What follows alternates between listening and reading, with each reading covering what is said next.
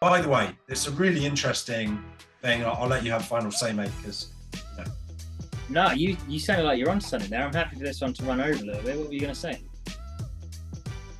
Welcome to the Bible in 1 Year podcast, brought to you by two Brits and a Bible.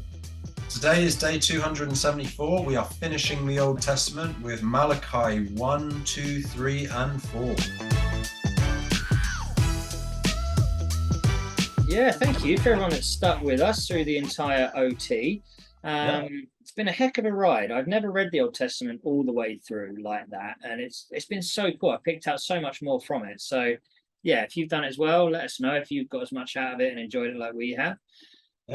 So Malachi, the final book, written around about 100 years after the exile to Jerusalem. So 450 to 400 BC was when they reckon this book was kind of completed.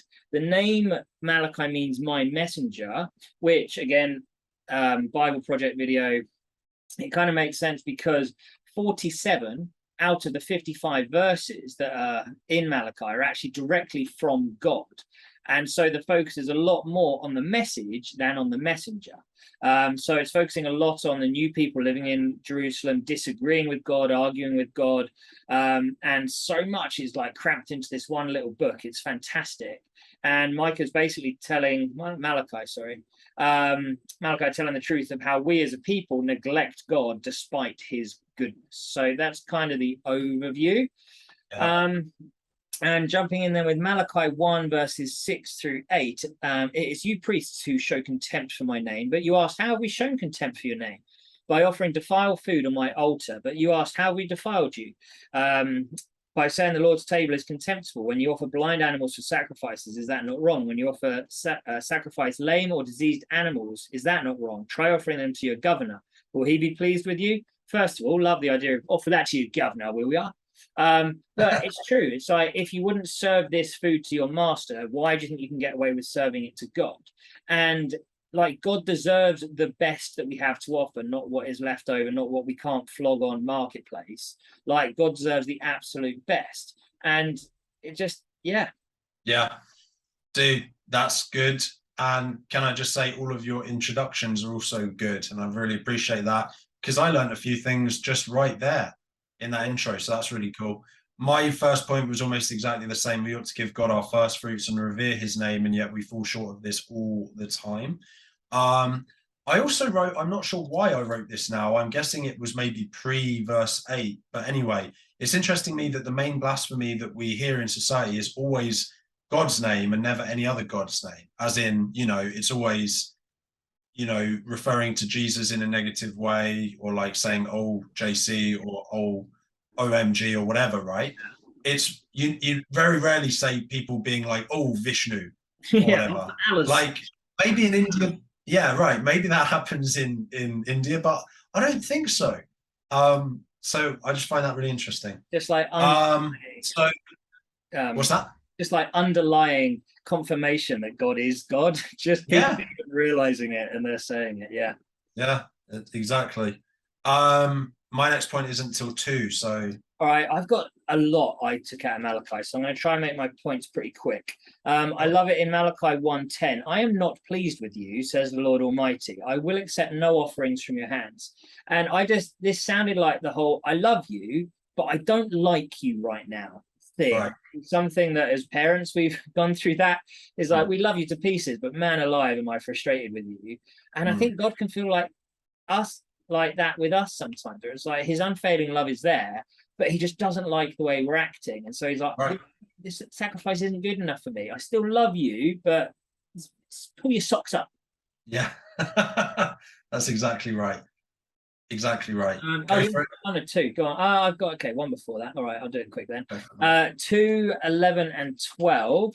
Judah has desecrated the sanctuary by marrying women who worship foreign gods, and it's just very strong words, but such an important statement. And it goes on to say how God hates divorce, which is why it's so important to marry people who are the cliche term is equally yoked, but people who have that same core value as you're far more likely to have a long-term successful relationship, and that is or should be your faith.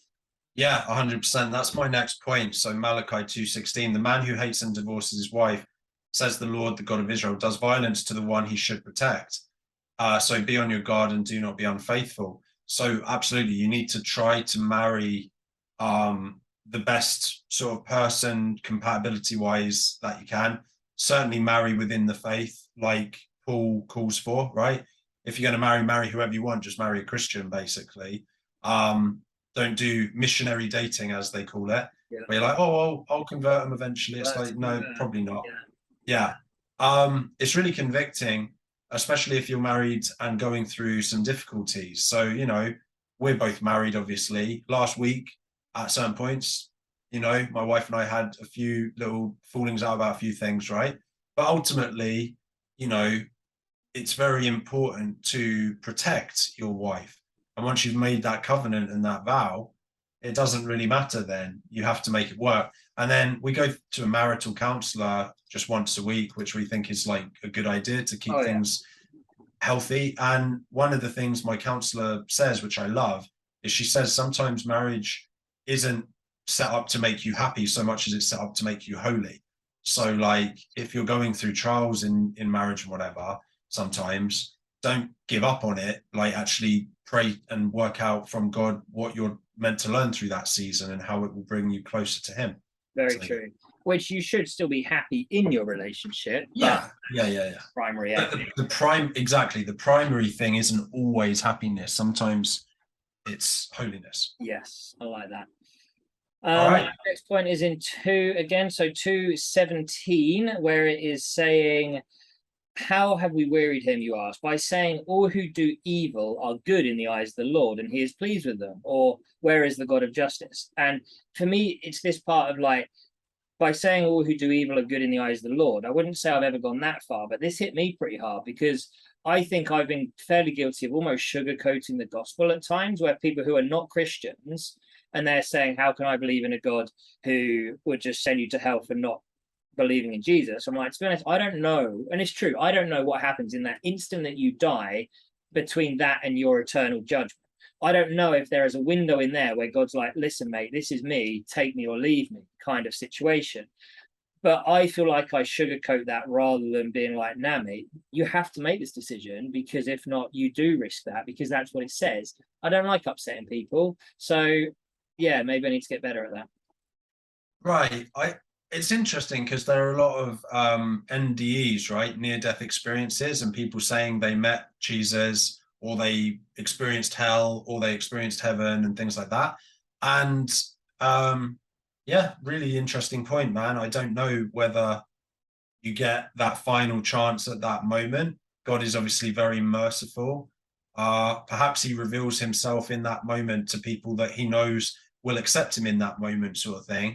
And then there are others maybe that he doesn't, because he knows that even if he did reveal himself, they wouldn't accept him anyway. Way above our pay grade. So I've just got a quick one on tithes. I think you do as well. Malachi 3:10. This one was really difficult for me because, again, I'm going to mention this in Matthew. When Satan is tempting Jesus in the 40 days, right? One of the things Jesus says is, don't test the Lord your God. And yet here, God says, test me in this, right? When talking about tithing. So that's just an interesting thing right there, right? We don't have time. I was going to talk about like Israel as a theocracy. Tithing is sort of different culturally and stuff. But by the way, it's a really interesting thing. I'll let you have final say, mate, because, No, you sounded like you're on something there. I'm happy for this one to run over a little bit. What were you going to say? Well, so, in Israel times, tithe literally meant tenth, and the Israelites would give a tenth to basically the temple because the temple was the government, right? And then give another 10%, which would be for like festivals and things like that. But the reason that God says this here at this time, I think, is because the Israelites are not trusting in God, they're trusting in their money and themselves. So maybe God's moment of like, just test me, just give me a chance here, like just do this, is that it's giving people the opportunity to trust in God instead of trusting in their money, which was a huge source of idolatry at the time. So put your money where your mouth is, basically, and put your faithfulness in him, not in dollars or pounds or whatever. Yeah, fair. So this episode will run on a little bit, but honestly, just this point alone could be 10 minutes, like this section in here. Like, because for me, and I think at the time, culturally, they were struggling to rebuild the temple how it was built by Solomon, so they needed that money to do it. But at the same time, in this day and age, we had, like, it says it right there, bring the whole tithe into the storehouse that there may be food in the house. Test me in this and see if I will not throw open the floodgates of heaven and pour out so much blessing there will not be enough room to store it. And like, I know one thing I'm going to ask you, like, are you tithing yet? Because it's one thing that you've been kind of, oh yeah, I need to get around to that. I was super slack with it for several months and I've got back onto it now. But is that something that you're tithing yet, my friend? Yeah, I do tithe. I don't give a tenth though, but I do tithe. Okay. That's cool. I mean, tenth is what it should be, but I ain't gonna push it. But a huge thing, a really cool thing. I was having a chat with the guys. I'm in a group chat with a bunch of mates from football, and they were saying about how, people that earn all this money, they should earn this. They're worried about an extra like 25,000 a week or so. It doesn't matter. They should be giving that to the poor anyway. They should be helping out. And a bunch of people in that was like, yeah, if I had that kind of money, I'd be giving loads to the poor. And I put in there, I was like, if you're not doing it now, you're not going to do it then. Because the reality is, if you can't be faithful with the small, God's not going to give you the big. And that's not to say that people who don't tithe can't get rich. But it's like, if you're not going to be willing to give away 10% of what you have right now, 10% is still 10%. It's a percentage. It's not a dollar amount. It still has the same impact on your finances, really. Right. You have to, like, it's one of those things. It says, test me in this. Why not just actually do it? And our church used to do it. Calvary Church, actually, it's our movement, said tithe for a year. If you do not see the benefit of it, we will give you back every dollar that you've given, because there's so much trust that God will honor that and give it back to you. So yeah, just tomorrow, New Testament, lovely jubbly, Matthew 1-4. Get reading, share it, social media, whole malarkey. Thank you, love you, peace out.